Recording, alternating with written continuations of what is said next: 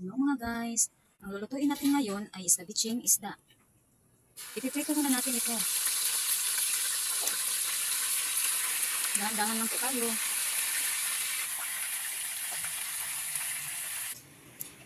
Ito ang kanyang mga ingredients.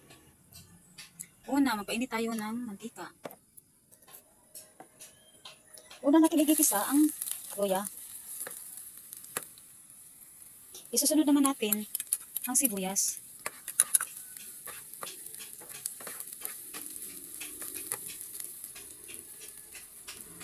Bawang naman po mga guys.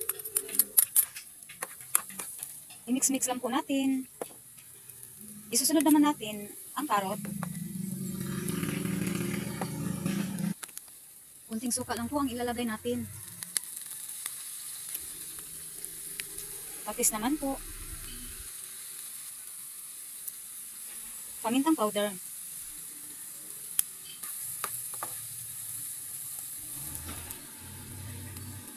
Magic sarap po.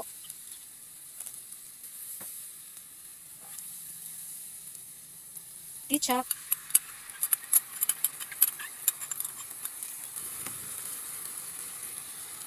Isang tasang tubig.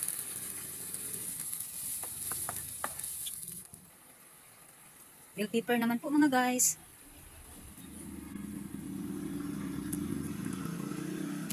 Kunting asin lang po. Nasa sa inyo na po kung mag-add kayo ng sugar at cornstarch. Tikman po natin. Okay lang po ang timpla mga guys. Ayan na, luto na po.